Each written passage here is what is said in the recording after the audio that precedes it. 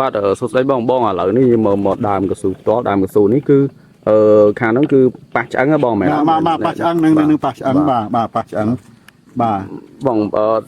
ប៉ះឆ្អឹងបែបនេះបើយើងប្រៀបធៀបទៅកន្លែងផ្សេងគឺវាដោះសបកមកហើយកន្លែងហ្នឹងវាអត់ទាន់ដោះទេហើយអញ្ចឹងមូលហេតុអីដែលគួរបាច់ទៅបាទអរគុណនេះណែគាត់ប៉ះឆ្អឹងខ្លាំងហើយកាលនោះដែលគាត់មិនបានលាបខ្លាញ់គោផងអញ្ចឹងបានថាពេលអាខ្លាញ់គោហ្នឹងក្រាស់ហ្នឹងណាអាវ៉ាសេលីនហ្នឹងគឺថា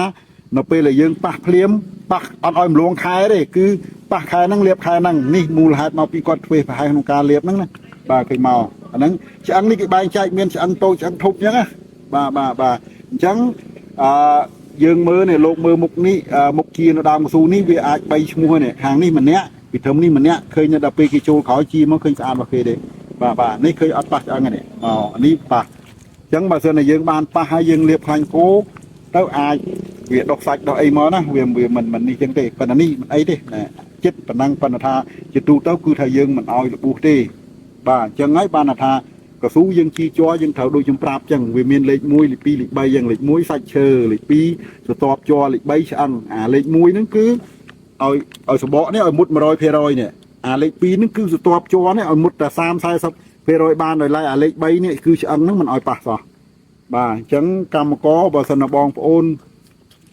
ណែចង់រក្សាកស៊ូបានល្អកុំឲ្យកម្មករចេញចូលអញ្ចឹងកម្មករចេញពីម្នាក់ទៅម្នាក់គឺទឹកដៃជាខុសគ្នាអញ្ចឹងមើលនៅខាងនេះម្នាក់គាត់ឈប់ទៅមើលខាងក្រោយជាមកបានស្អាតបាទ